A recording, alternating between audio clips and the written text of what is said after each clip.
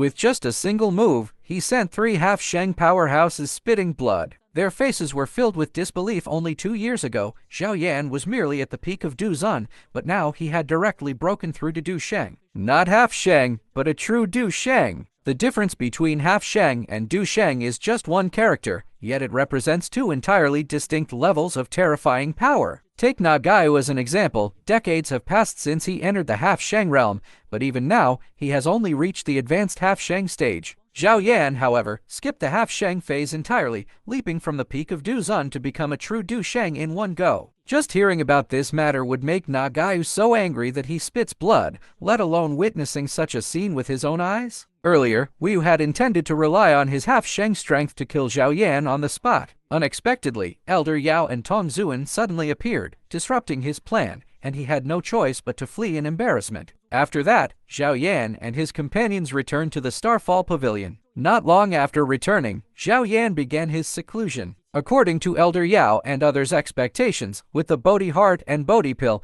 breaking through to half-Sheng should not be too difficult for him. What puzzled Elder Yao, though, was that after a full 2 years, Xiao Yan's seclusion still hadn't ended. During these 2 years, the situation in the central continent was also quite turbulent. The Tianming sect announced an alliance with the Ice River Valley, the Wind and Thunder Pavilion, and several other renowned sects in the central continent, calling themselves the Nether River Alliance to the outside world. As their power continued to grow, their ambition gradually swelled, and they even set their sights on the Star Fall Pavilion. Over the past 2 years, the Star Fall Pavilion's power has also been constantly expanding. Coupled with Elder Yao, an advanced half-Sheng, guarding it, the enemy would need at least 2 advanced half-Shengs to possibly overthrow the Star Fall Pavilion. But as far as Elder Yao knew, only Tianming Lao Yao of the Tianming sect in the Alliance had reached that realm. Therefore, he was extremely confused. Where did the Nether River Alliance get the courage to declare war on the Star Fall Pavilion? Just as Elder Yao was wondering, the space at the entrance of the Star Realm suddenly tore open a large gap.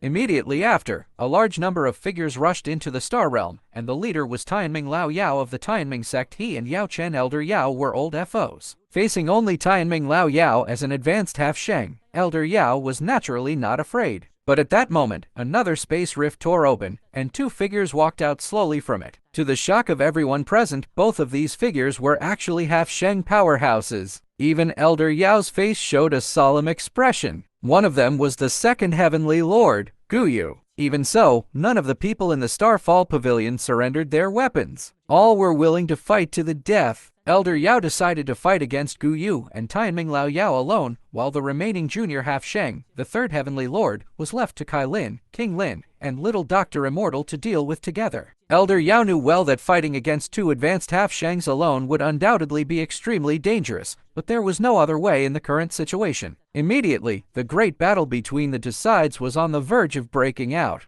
Elder Yao immediately reached out and grabbed at the void, directly sending Guyou reeling back dozens of meters. Although all 3 were advanced half-Shengs, Elder Yao had an advantage ordinary half-Shengs didn't. His soul power was far stronger than the other 2. In battles at the same level, the various benefits brought by soul power allowed him to gain a considerable upper hand. However, the opposite side still had 2 advanced half-Shengs, so Elder Yao was still under immense pressure. At the same time, the battle on the other side was also in full swing. Cai Lin, Qing Lin, and Little Doctor Immortal were not ordinary Dou Zun powerhouses.